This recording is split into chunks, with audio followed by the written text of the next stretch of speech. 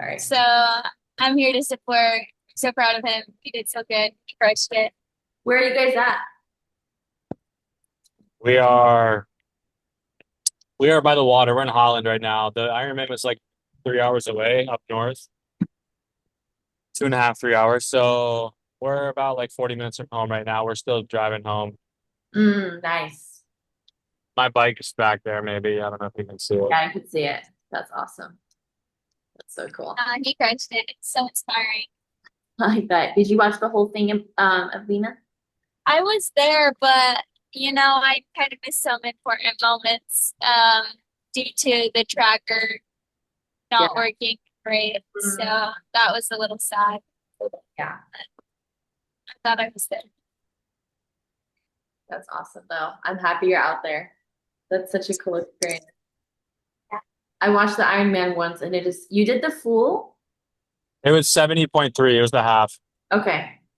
Yeah, I watched I mean, I guess with each one they kind of do half options and full options, but I watched the full in the Woodlands this past year, and Yeah. it's really intense. Like watching all the kids cheering on for their dads is the most beautiful thing ever. Like the dads Yeah. get so motivated when they see their kids running, and like Oh my gosh. that's the biggest change in like their expression on the track is when they see their kids cheering them on. Like their demeanor changes entirely. Oh, I believe it. So yeah, that part is inspiring to me to see the That's dads awesome. inspired by their kids.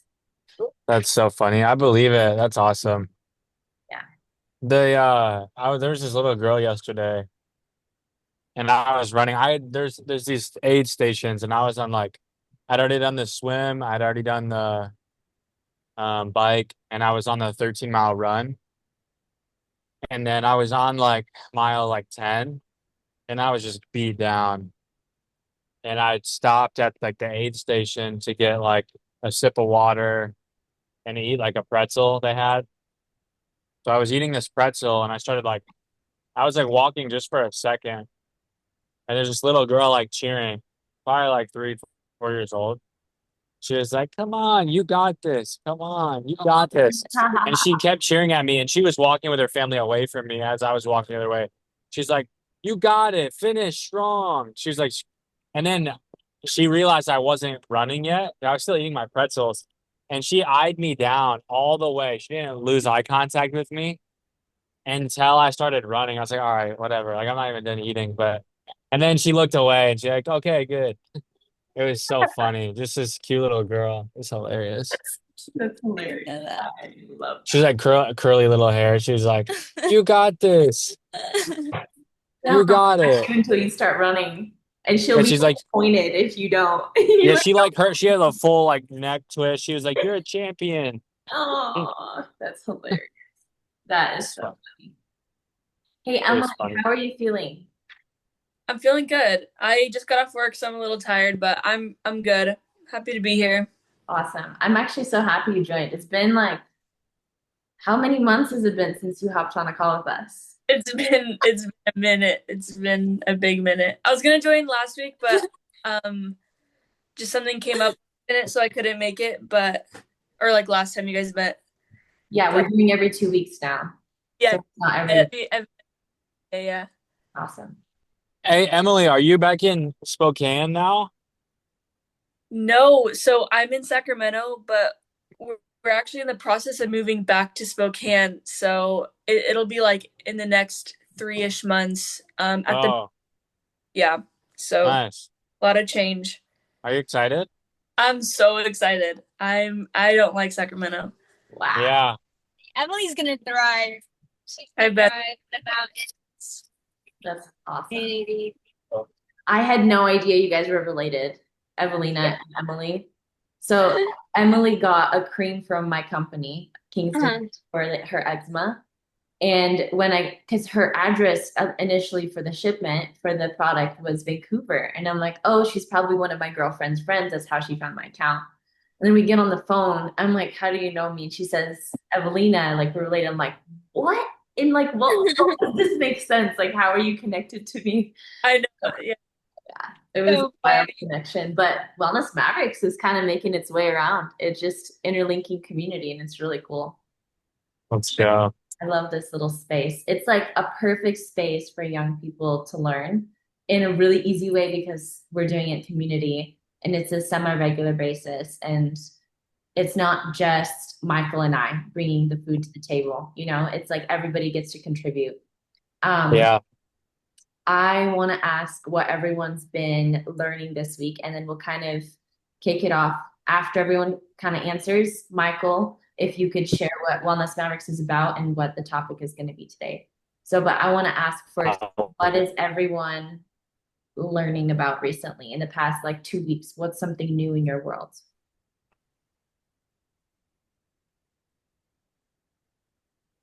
Are they cutting out? Yeah, they are, but you can go for it. Okay. No, go ahead, Emily. Okay. I this is kind of like a weird way to answer it, but I've been learning how to be consistent with running. So I recently picked up running and Ooh. realized how actually addicting it is, which is crazy because I was never a runner before.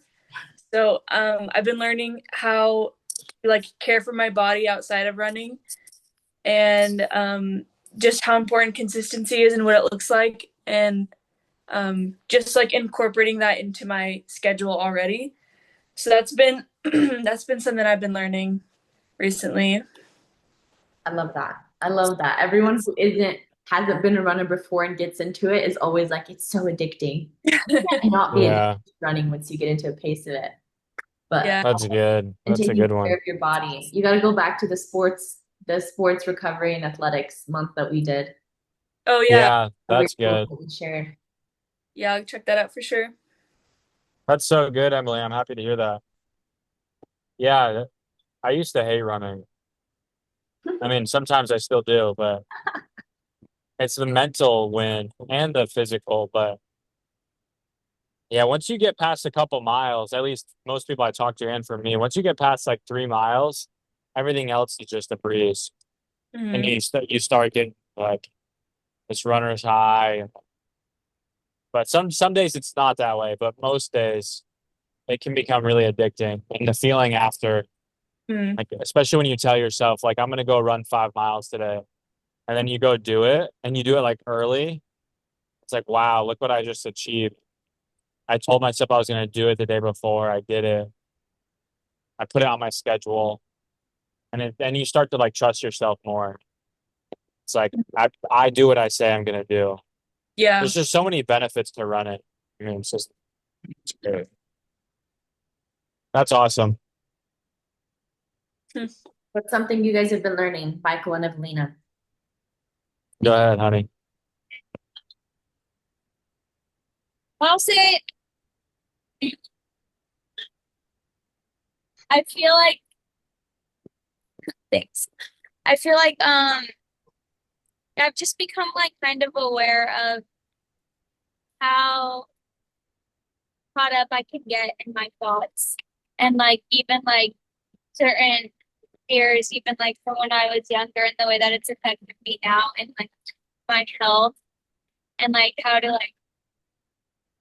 like work on rewiring those things to like benefit me, and then as well like alongside that it's just like the things that I'm feeling, or like the things that I'm feeling in ABC areas, like how do I not get stuck and fall on those and like not play victim, I guess.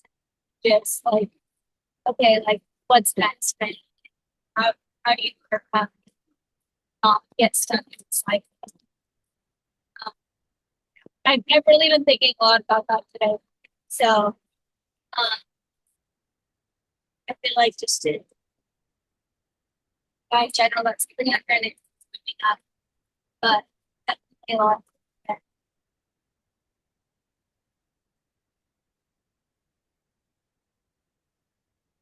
Oh, Gemma, you're muted. I think we picked up on half of what you said. Oh, Yeah, Mike is take on. them. okay. Yeah, there you go. Can you hear me now? Yeah. Okay. I was just saying like how certain fears like from my childhood have like affected me and my health today, or just like Hmm. and just being able to like I guess challenge myself to to grow and rewire, the way that I've thought and the thought processes. Or like, especially today, I've been feeling like stuck in my head a little bit and just being like, okay, how do I not play victim Mm, and like overcome and like move on with my day and make it better? And um mm, yeah, like I don't want to suffer, I don't want to suffer in my mind, but it's like overcoming and rewiring and becoming aware mm. and changing. So, Is and this I'm just like, specifically in the area of health that you're experiencing, or like movement, or like so like what genre in particular, like today you're saying? today, definitely today is just like more mental and like emotional and just like not getting stuck in my emotions. But the fear of like the childhood stuff, that's health. Hmm, hmm. Yeah. So, um, I love that. yeah. Awareness plays a huge role in making change because there's people who say they want to make change and they're not even aware of the pain or the suffering they're experiencing to make the change that's necessary. Because you can want to change all you want, but if you're not aware of what the problem is, you're not going to do the work that's necessary to get to the end goal of getting yourself out of the problem. So For sure. Wow. I witness that all the time. And awareness is more than half the battle of like understanding what kind of wilderness are you in? If you are in the wilderness, are you just off the path, or are you like really in the middle of nowhere and you have to get to the road, like if that's the analogy. Being how aware and how accurate can you be on how far you are off the mark of where you want to go, and then overcoming that is half the battle because then you know what the distance is that you need to travel. And that is the awareness. It's like you're creating a map in your head when you become aware of that, the dissonance of where you want to be and where you are right now.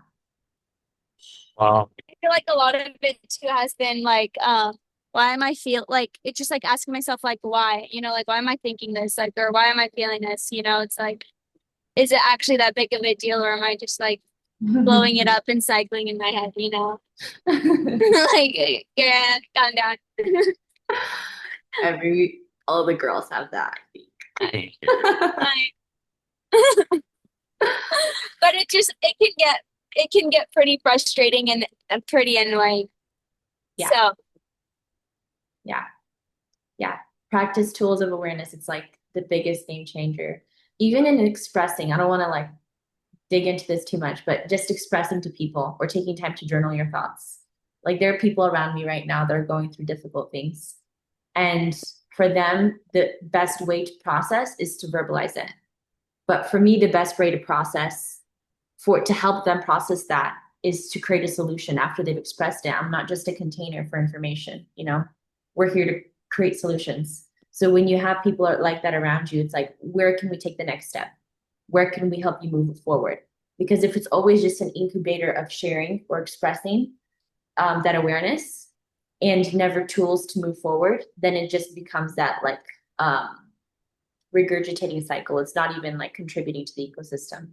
But I think it's really interesting when someone's able to express verbally, and then when tools or support or compassion is shared with other people, then all of a sudden it's like the weight's off that person's shoulder because it's not like the thoughts were resolved. I'm sure there's not like some major solution that was offered, but you know that the burden isn't just yours anymore. Other people know, and then you relax because you're not alone. And I think that's half the battle of like expressing or even writing it down on paper. You're like, okay, like I'm secure in this now in some way, especially when it's mental. that's really good. Wow. Share, share. That's really good. Good stuff right there. Michael, what are you learning right now? Um, I've been learning a lot recently. Per usual though, Oh no, they cut out. in my life right now. And there's a lot of change happening in my life. Um, and it's all good change. But a big thing is like I'm looking at where I want to go and I'm looking at, where I'm called to, and I'm trying to align in that area. I have a lot of goals and a lot of things that need to be lined up. in order to accomplish those goals. But I read something in a book the other day that really um, resonating, and I haven't let go of it. It's really been convicting me, uh, and uh, it's about growth and expecting to grow. Like we all have business or work, you know, we have relationship, we have all these areas in our life that we want to, all these things we want to achieve. There's different sectors for all of them, but it's like, how can we achieve any of them? Goals, you'll be sure of some of them, but if you really want to be the type of person who can accomplish a lot, the goals and the growth needs to come from within. So like one could set like this goal, but if you're not being yourself like an individual in different sectors, and you like it's tend towards business goals because that's what I can see. Like that's monthly income.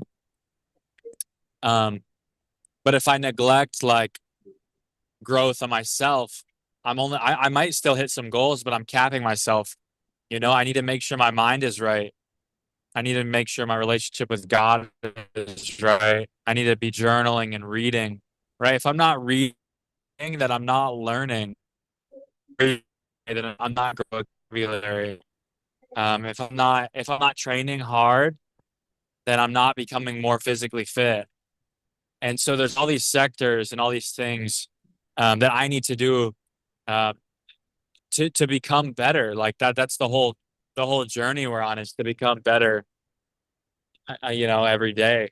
Uh, it's kind of you know a lot of people talk about it, but it's true. Like I want to become better every day, and I can't expect my business and my relationships and family and dreams and travel and all the things I desire. I can't expect to achieve any of that if I'm not going to put in the proper work for my own self. And so I think that's huge. That's just like a huge realization. Like I need to be like pushing myself always. Like there always needs to be growth. Like I can't become stagnant or that will be the fall of me. Yeah. I can't. I've even seen little things of like I wonder why things aren't the way they used to be, and it's like I've let loose in those areas a little bit. I haven't been as strict, and that's gonna come up. Like it's all gonna show up. And to every person that looks differently, but for me, there's certain things I need to hit Hmm. every day. No, You know, that not makes even like a hardcore, yeah, like not even like a hardcore, like rigid way, just in a way of like if there's certain things like I don't do, I'm missing out on so much. You know, like I love reading and I used to hate reading, but I love the growth. If I don't read, then I'm missing out on new ideas and growth and especially nowadays with the amount of time we have, you know, like we have so much time and everyone seems to say that we don't have enough time, but I feel like that's totally false. yeah. You know, most people are spending their time rotting away on their phones. And it's like we have so much time to study and learn and do things that we love. Like, why would you not want to become better? Like, to me, I become better when I read, just like as one simple example. You know, becoming better is like trying a new recipe and then cooking differently. Becoming better is going on a walk in the morning. Like, it's not, it doesn't have to be like these huge things, but it's these things that it's like, I'm gonna try a new stretch, and then I'm gonna start stretching like that every day. Like these little things that just build on each other. And it's not even some like rigid habit stacking thing, like type A personality. It's like just normal things you do because you're bettering yourself. Um, you know, so and I think that goes into I'll just go to the intro. That goes into who we are as wellness mavericks. Mhm. Like, what are we doing on this call every other week if it's not to grow and learn and become better? Like we're lifelong learners. You know, it's not about like working your life away with goals and habits and trying to be better because we're all going to die one day. And, if you believe in God, then you believe this world is all flesh and carnal and vapor, and it's all meaningless really under the sun. And everything we work for, we're not taking any of it with us. And so, I mean, that, but the habits, if you're going to be here and you're going to do it, let's be let's be discerning and let's be diligent, hardworking at good things, right? If you're going to do something, like we have one life on this earth, let's not waste it. And I think that's what we are as well as Mavericks. Like we have one life. Let's take full advantage of it. If we're interested in a certain topic, let's go all in and research that topic at that time. Like I'm reading like 5 or 6 different books right now. I used to be so rigid and I was like, I'm not reading another book until I'm done with one. Yes. And I barely could get through one book at a time because I'm not interested in it. But right now I'm reading like 6 books at one time. And I rotate pretty often. Maybe one day it's 2 books in a row, and I switch the same one for a couple days, and then I'm back to the others. And I've been getting through so many books.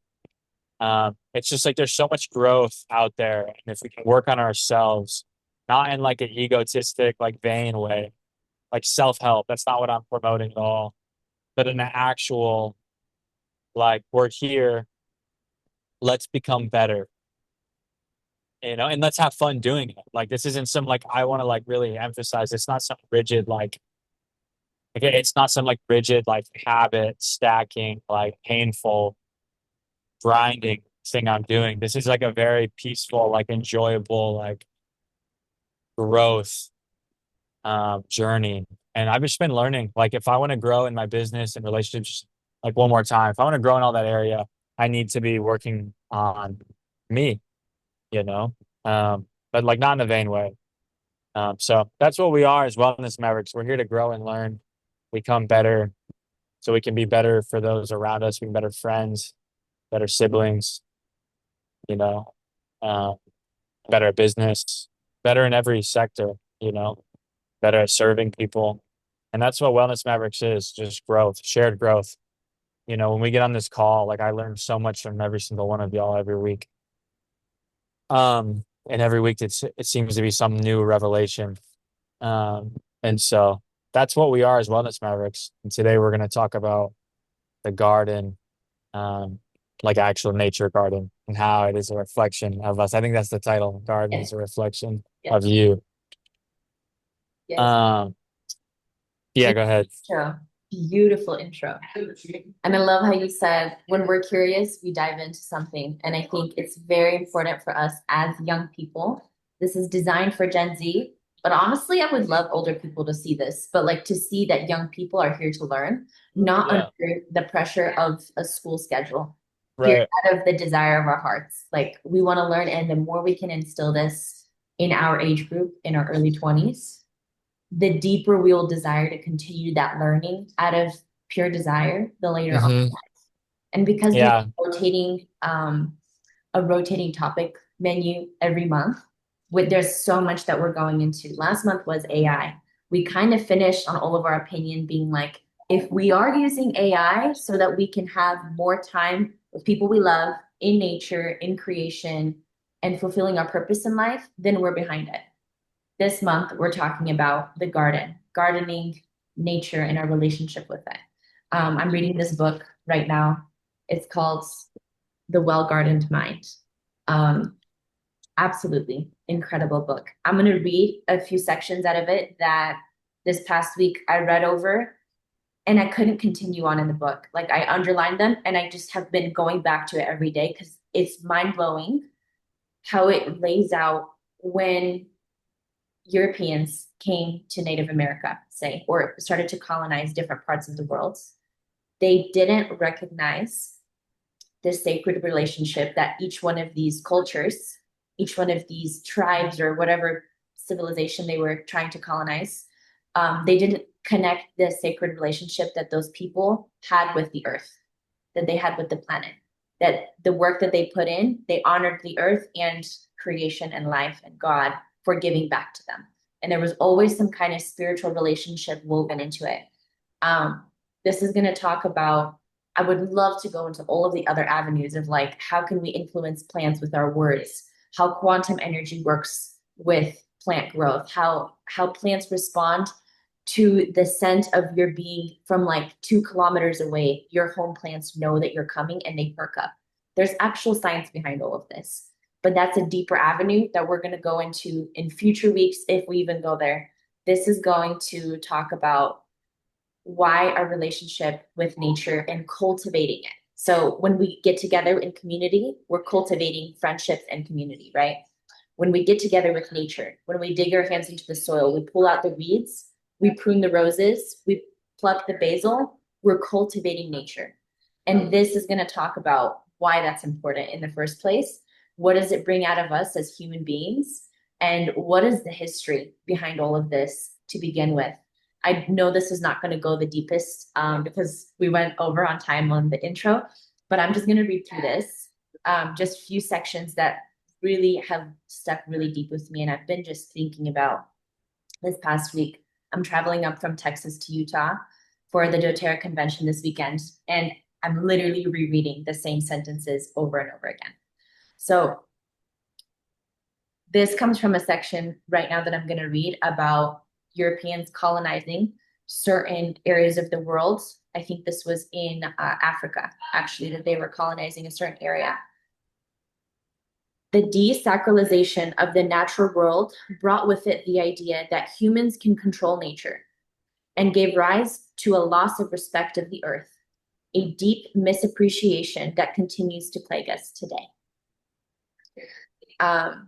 Tilling the soil for pioneers was more of a utilitarian exercise driven by economic profit. This is how Europeans viewed any kind of relationship with the earth. It's just for profit, it's just for economy, it's just for us to gain, right? Emptied of deeper meaning, the land was simply there to be exploited. The thread I want to connect this to is the title of this call is "The Garden is a Reflection of You." When we are simply exploiting the earth that we are working with or the garden that we're tilling, right? If it's only monocropping, say it's just corn, what does that reflect of us as human beings or of you as the owner of that land? Or if you're just spraying pesticides or even Miracle-Gro, what kind of relationship are you building with that plant, with that item of creation, of understanding what is it that you actually need? Do you need more earthworms? Do you need more water? Do you need more minerals? Do you need more sunshine? Do you need shade? And that's a conversation and that's a relationship that's built with nature as we become more intimate with it and as we spend time with it. So this leads me to a section that's going to talk about our relationship with nature. The practice of gardening has not changed much since humans first started to till the earth. After all, it has little real need for technology. Earth or gardening really doesn't need technology to just keep doing what it's always been doing, right? The human mind hasn't changed much either. To be in touch with the aliveness of the natural world is deep in our psychological ancestry. Although the rituals associated with cultivation may not be so manifest in our culture today, there is no escaping the structure of the seasons. Winter, spring, summer, fall, there's no way you can outsmart that.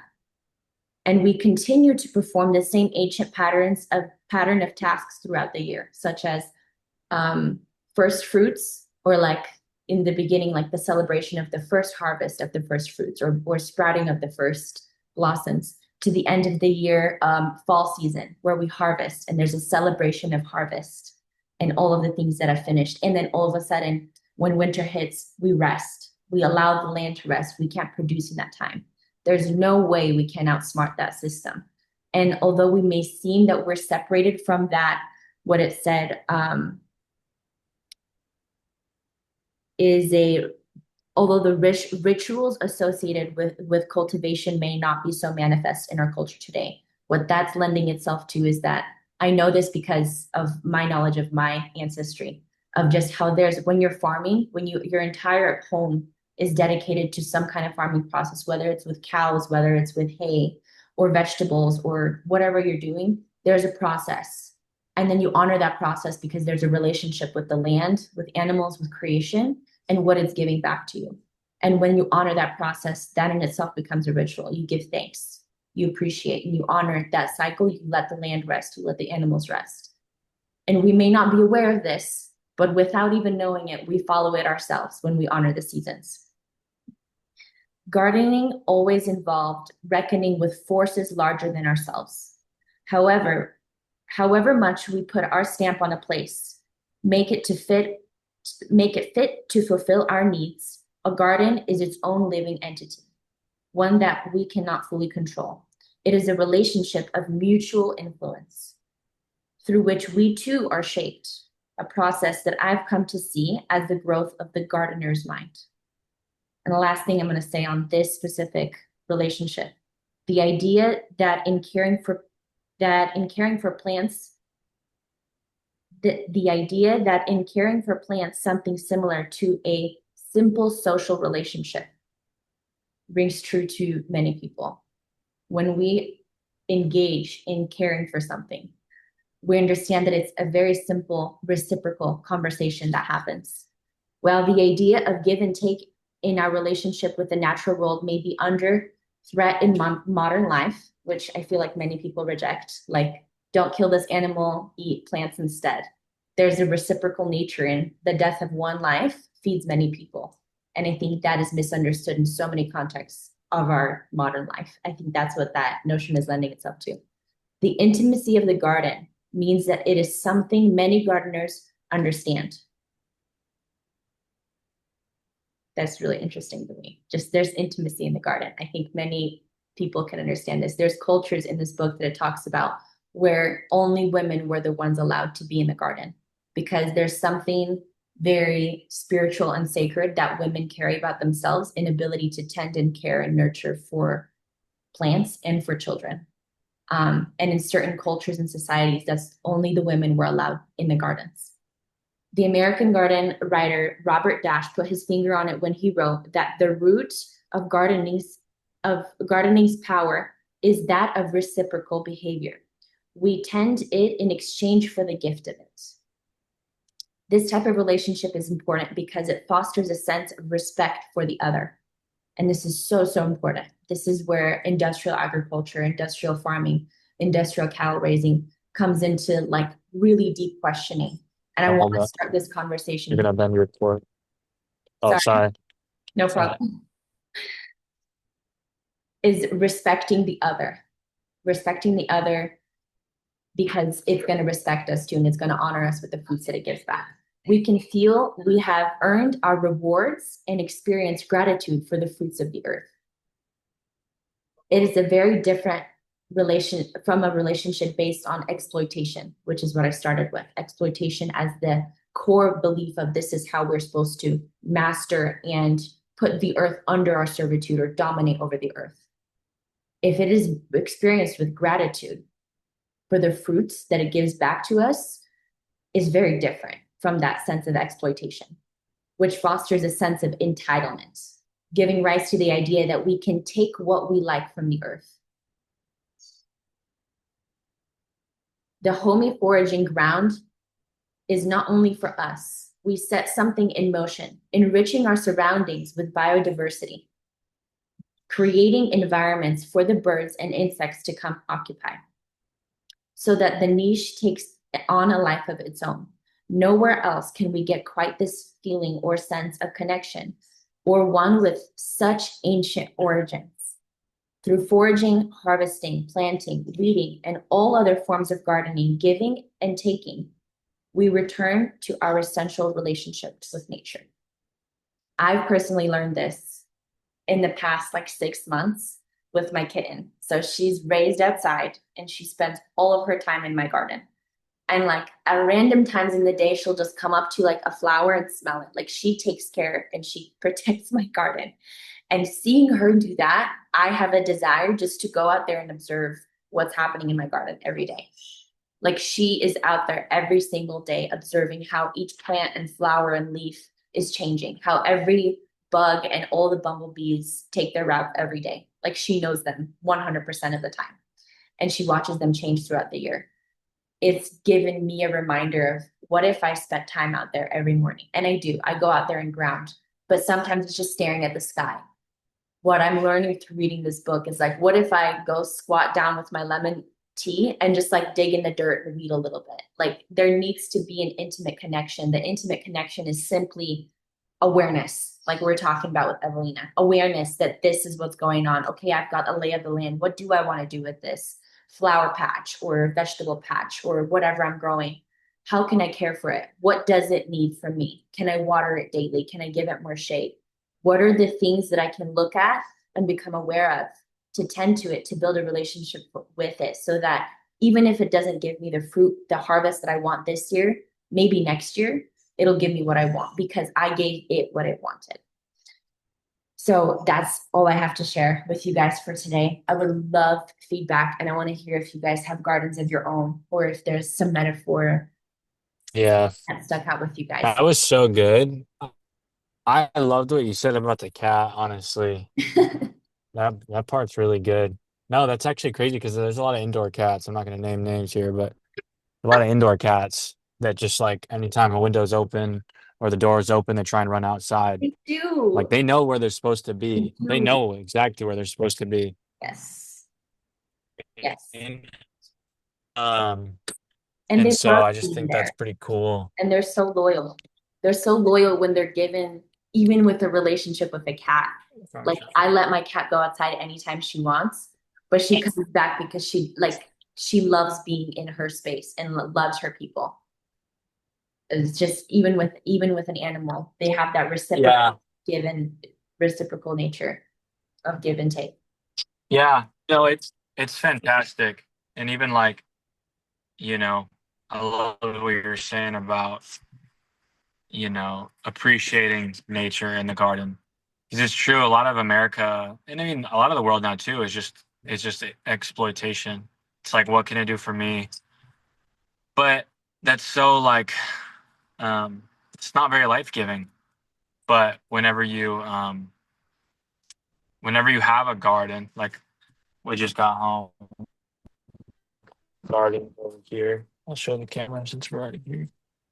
But it's just, I don't know if you have a bit of real, but it's big. We made this beautiful fence for it, and it's all back there. And there's this beautiful view. So, but I don't know how the camera works here, guys. My brains are dead. There we go. So I find it very fulfilling, right? I'm not a huge fan of commercialization, but having a garden and picking the basil and the tomatoes is very fulfilling and it's beautiful because you get to be creative within it, You get to plant where you want to and then appreciate it too. And even just like being in nature, being connected, grounding, it's all very good things, very fulfilling. It helps you slow down and you appreciate more. So I loved what you said, Gemma. It's really good. You have any thoughts? Yeah, I have some thoughts. There's a reason too why the happiest people statistically are farmers, like in work. It's because it's honestly what we're created to do. I believe was to work with our hands in the dirt and to utilize the things God's given us. And I also believe too that's why it's in the Bible that it's like the whole thing of like working with the land, because it says like to allow your land to rest for after 7 years, like the cycle. It literally the Bible gives a blueprint of how to like garden in a sense and how to be sustainable and how to steward the land well. And it just reflects, onto our lives in that, like you were saying kind of briefly, like the seasonal thing if we're stewarding in our lives. And, that's like winter time, we're made to rest in that season. So Yeah, even all of the biblical feasts are surrounded by key points of the year where there's either planting or harvesting. And there's other points of the year too, but like literally they're surrounded by a very agricultural society. So I wanted to say something about the statistic of the happiest people are farmers or gardeners. That is, they are also, industrial farmers alone carry the second highest rate for suicide in the US because they're industrial farmers and they don't get that feedback Wow. of satisfaction. Imagine your whole Wow. life is devoted to tending to a land that you are exploiting. They're the second Wow. highest Wow, leading that's cost crazy. five. Yeah. And but That's a hard twist. it don't even It's a have to dark believe it. twist. Like it's written right here in this book that the happiest people are gardeners because you're tending to your own portion of creation and you're like you can't mold it to be what you want it to be. But perhaps that's the most dissatisfying thing or heart-wrenching thing to a industrial agriculture farmer is that they're trying to bend and break the land to do something that it was never designed to do. And that puts them under so much pressure. Yeah, it's just literally two sides of the same coin. They're the happiest people, Mm. and then they're the most dissatisfied people at the same time. Wow. Wow, that's crazy. That is Yeah. crazy. This was really eye-opening for me as well. Just the whole idea. I feel like so many people, myself included, put produce, like fresh produce and stuff, in like this like inanimate like box where it's like, yeah, it's alive, but it's like not really.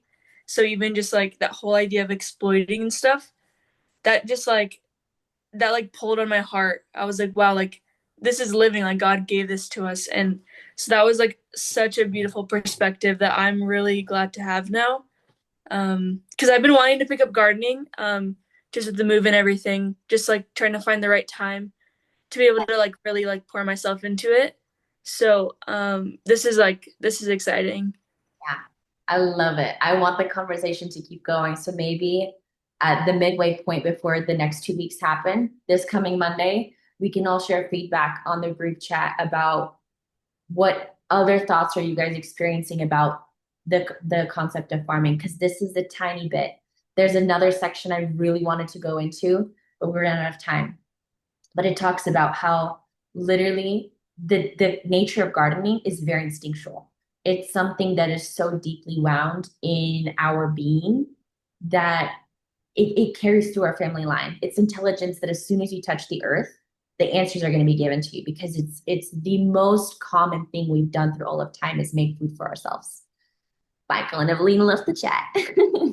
But it's because it's the most instinctual, it'll be the most natural thing for you to do when you get to your place. When I lived in Vancouver, we had a backyard, a tiny backyard, but we had 6 fruit trees. And every year they gave us so much fruit. We had a persimmon tree, a green apple tree, a plum tree, a yellow plum tree. Um, there was two more I don't remember, but then we also had like raspberries and sunflowers and cucumbers and tomatoes, and it's just so much. Like the land is so fertile, especially like there's so many practices we can do.